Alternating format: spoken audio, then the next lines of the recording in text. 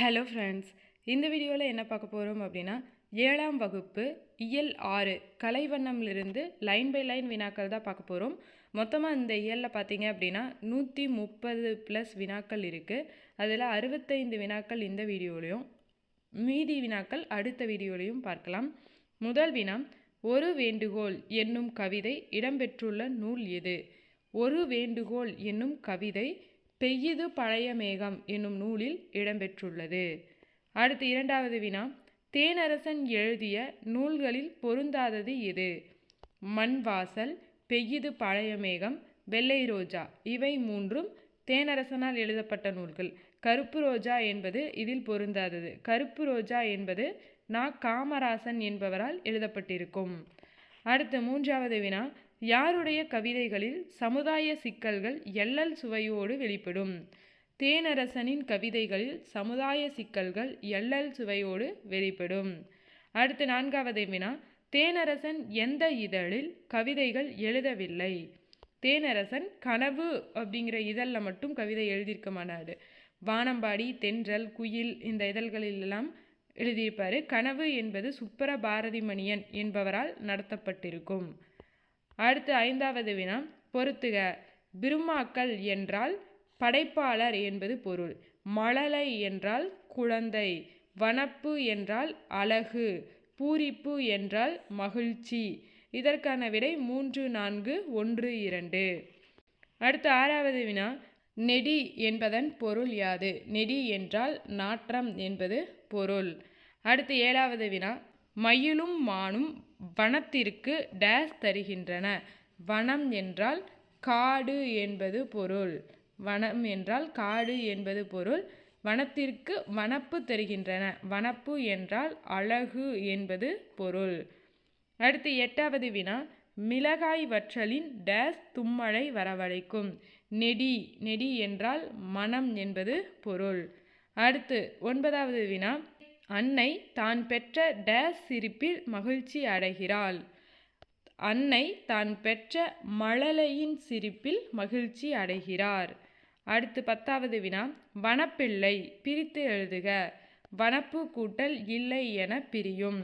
அடுத்து 11வது வினா, வார்ப்பு கூட்டல் எனில் சேர்த்தெழுதும் பொழுது வார்ப்பெனில். வார்ப்பெனில் தேர்ட் ஆப்ஷன். அடுத்து 12வது வினா, ஏறப்பரியாகுமே என்னும் தொடரில் பரி என்பதன் பொருள். பரி என்றால் குதிரை என்பது பொருள். அடுத்து 13வது வினா, பொருந்தாத ஓசை உடைய சொல். இதில் பொருந்தாத ஓசை உடைய சொல் திரும்புகையில். மற்ற மூன்றும் ஆள், பாய்கையால், மேன்மையால், அடிக்கையால் முடியுது. இது மட்டும் இல் என்ன முடிவதால் பொருந்தாதது திரும்புகையில். அடுத்து 14வது வினா, வன்கீரை என்னும் சொல்லை பிரித்து எழுத கிடைப்பது வன்மை கூட்டல் கீரை. வன்மை கூட்டல் கீரை அப்படின்னா வளமான கீரை என்பது பொருள். அடுத்து 15வது வினா, கட்டி கூட்டல் அடித்தல் சேர்த்தெழுதும் பொழுது கட்டி அடித்தல். அடுத்து 16வது வினா, மேகம் மழை பொழிவது போல கவிதைகளை விரைந்து பாடியவர் யார்? மேகம் மழை பொழிவது போல கவிதைகளை விரைந்து பாடியவர் காளமேக புலவர். அடுத்து 17வது வினா, காளமேக புலவரின் இயற்பெயர். காளமேக புலவரின் இயற்பெயர் வரதன். அடுத்து 18வது வினா, காளமேக புலவர் எழுதிய நூல்கள் எது? திருவானைக்கா உலா, பிரபரம விளக்கம், சரஸ்வதி மாலை இந்த அனைத்து நூல்களையுமே எழுதியிருப்பார். மேற்கண்ட அனைத்தும். அடுத்து 19வது வினா, எது இல்லாத எந்த அழகும் அழகன்று என்று தேனரசன் கூறுகிறார்? மானுடம் இல்லாத எந்த அழகும் அழகன்று என்று தேனரசன் கூறுகிறார். அடுத்து 20வது வினா, ஒரு சொல்லோ பொருளோ இரு பொருள் தருமாறு பாடுவது எது? ஒரு சொல்லோ பொருளோ இரு பொருள் தருமாறு பாடுவது இரட்டுற மொழிதல் அணி. அடுத்து 21வது வினா, ஸ்லேடை என்பதன் பொருள் யாது? ஸ்லேடை என்பதன் பொருள் இரட்டுற மொழிதல். இரட்டுற மொழிதல். அடுத்து 22வது வினா, கீரை பாத்தியும் குதிரையும் இரட்டுற மொழிந்தவர் யார்? காளமேக புலவர். அடுத்து 23வது வினா, வயது முதிர்ந்த யானையின் தந்தங்களின் மீது பலவகை எதை பயன்படுத்தி அழகான ஓவியங்கள் வரைந்தனர்? வயது முதிர்ந்த யானையின் தந்தங்களின் மீது பலவகையான நீர் வண்ணங்களை பயன்படுத்தி அழகான ஓவியங்கள் வரைந்தனர். அடுத்து 24வது வினா, ஆயக்கலைகள் எத்தனை? ஆயக்கலைகள் 64. ஆயக்கலைகள் 64 அப்படிங்கிறதா சரியான விடை. அடுத்து 25வது வினா, பழங்கால மனிதர்கள் எங்கு முதலில் ஓவியங்களை வரையத் தொடங்கினர்? பழங்கால மனிதர்கள் குகைகளின் மீது முதலில் ஓவியங்களை வரையத் தொடங்கினர். அடுத்து 26வது வினா, பெரும்பாலும் கோட்டோவியமாக இருப்பது எது? பெரும்பாலும் கோட்டோவியமாக குகை ஓவியங்கள் காணப்படுகின்றன. அடுத்து 27வது வினா, குகை ஓவியத்தில் வரையப்பட்ட காட்சிகள் எது? குகை ஓவியங்களில் வேட்டைக்கு செல்லுதல், நடனமாடுதல், போர் செய்தல் போன்ற ஓவியங்கள் காட்சிகளாக வரையப்பட்டிருக்கும். இதற்கான விடை இவை அனைத்தும். அடுத்து 28வது வினா, சுவர் ஓவியங்கள் காணப்படும் இடங்கள் எது? சுவர் ஓவியங்கள் அரண்மனைகளில், கோவில்களில், மண்டபங்களில் எல்லா இடங்களிலுமே காணப்பட்டிருக்கும். மேற்கண்ட அனைத்தும். அடுத்து 29வது வினா, நாயன்மார்களில் ஒருவரான யாரின் வாழ்க்கை நிகழ்வுகளாக சுவர் ஓவியங்கள் வரையப்பட்டிருந்தன? சுந்தரரின் வாழ்க்கை நிகழ்வுகளாக. இது மிக முக்கியமான வினா. அடுத்து 30வது வினா, ஓவியம் வரைய பயன்படும் துணிக்கு வேறு பெயர் எது? ஓவியம் வரைய பயன்படும் துணி எழினி, திரைச்சீலை, கிளி, படாம் என அனைத்து பெயர்களாலும் அழைக்கப்படும். மேற்கண்ட அனைத்தும். அடுத்து 31வது வினா, எந்த காப்பியத்தில் குணமாலை என்னும் தலைவி யானையை கண்டு அஞ்சிய காட்சியை சீவகன் துணியில் வரைந்ததாக கூறப்பட்டுள்ளது? இதற்கான விடை சீவக சிந்தாமணி. சீவக சிந்தாமணி காப்பியத்தில் குணமாலை என்னும் தலைவி யானையை கண்டு அஞ்சியதாக சீவகன் துணியில வரைந்திருப்பான். அடுத்து 32வது வினா, தற்காலத்தில் எந்த ஓவியத்தினை கலம்காரி ஓவியங்கள் என்னும் பெயரில் தமிழகத்திலும் ஆந்திராவிலும் வரைந்து வருகின்றனர்? இதற்கான விடை பார்த்தோம் அப்படின்னா துணி ஓவியம். துணி ஓவியம் தான் கலம்காரி ஓவியம் அப்படின்னு இன்றைக்கு தமிழகம், ஆந்திராவில் வரையப்படுகிறது. அடுத்து 33வது வினா, புனையா ஓவியம் கடுப்ப புனைவில் என்னும் வரி இடம்பெற்றுள்ள நூல் எது?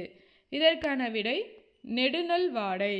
அடுத்து 34வது வினா, புனையா ஓவியம் புறம் போந்தன்ன என்னும் வரி இடம்பெற்றுள்ள நூல் எது? இதற்கான விடை மணிமேகலை. அடுத்து 35வது வினா, பெரும்பாலும் இதிகாசம் மற்றும் புராண காட்சிகளாகவே இருப்பது எது? பெரும்பாலும் இதிகாசம் மற்றும் புராண காட்சிகளாகவே ஓலைச்சுவடி ஓவியம் காணப்படுகிறது.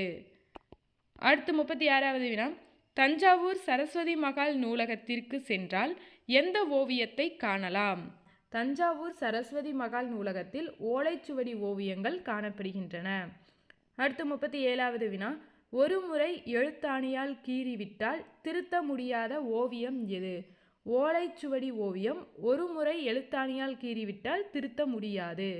அடுத்து 38வது வினா, குகை ஓவியங்களில் வண்ணம் தீட்ட பயன்பட்ட பொருள்களில் ஒன்று. குகை ஓவியங்களில் வண்ணம் தீட்ட பயன்பட்ட பொருள்களில் ஒன்று மண்துகள். அடுத்து 39வது வினா, நகைச்சுவை உணர்வு வெளிப்படுமாறு வரையப்படும் ஓவியம் எது? கேலிச்சித்திரம் நகைச்சுவை உணர்வு வெளிப்படுமாறு வரையப்படும். அடுத்து 40வது வினா, கோட்டோவியம் என்னும் சொல்லை பிரித்து எழுத கிடைப்பது? கோடு கூட்டல் ஓவியம் கோட்டோவியம். அடுத்து 41வது வினா, செப்பேடு என்னும் சொல்லை பிரித்து எழுத கிடைப்பது? செப்பேடு பிரித்து எழுதும் பொழுது செப்பு கூட்டல் ஏடு என பிரியும். அடுத்து 42வது வினா, எழுத்து கூட்டல் ஆணி என்பதை சேர்த்தெழுத கிடைப்பது எழுத்தாணி. அடுத்து 43வது வினா, இன்ன பலபல எழுத்து நிலை மண்டபம் துண்ணுணர் சுட்டவும் சுட்டு அறிவுறுத்தவும் என்னும் வரிகள் இடம்பெற்றுள்ள நூல் எது? இவ்வரிகள் பரிபாடலில் இடம்பெற்றுள்ளது. அடுத்து 44வது வினா, ஓவிய மண்டபத்தில் பலவகை ஓவியங்கள் வரையப்பட்டிருந்தன. ஓவியங்கள் குறித்து அறிந்தோர் அறியாதவர்களுக்கு விளக்கி கூறினர் என்ற செய்தி இடம்பெற்றுள்ள நூல் எது? இதற்கான விடை பரிபாடல். ஓவிய மண்டபத்தில் பல வகையான ஓவியங்கள் வரையப்பட்டிருந்தன. ஓவியங்கள் குறித்து அறிந்தோர் அறியாதவர்களுக்கு விளக்கி கூறியிருந்தனர் என்ற செய்தி பரிபாடலில் இடம்பெற்றுள்ளது. அடுத்து 45வது வினா. முற்காலத்தில் மன்னர்களின் ஆணைகளையும் அரசு ஆவணங்களையும் எந்த ஓவியத்தில் பொறிப்பது வழக்கமாக இருந்தது? செப்பேட்டு ஓவியத்தில் பொறிப்பது. அடுத்து 46வது வினா. தந்த ஓவியங்களை எந்த மாநிலத்தில் அதிகளவு காண முடியும்? கேரள மாநிலத்தில் அதிக அளவு தந்த ஓவியங்களை காண முடியும். அடுத்து 47வது வினா. கண்ணாடி ஓவியத்தினை உருவாக்கும் ஓவியர்கள் தமிழ்நாட்டின் எந்த மாவட்டத்தில் மிகுதியாக உள்ளனர்? கண்ணாடி ஓவியத்தினை உருவாக்கும் ஓவியர்கள் தஞ்சாவூர் மாவட்டத்தில் மிகுதியாக உள்ளனர். அடுத்து 48வது வினா. தற்காலத்தில் பரவலாக பயன்பாட்டில் இருக்கும் ஓவியங்கள் எது?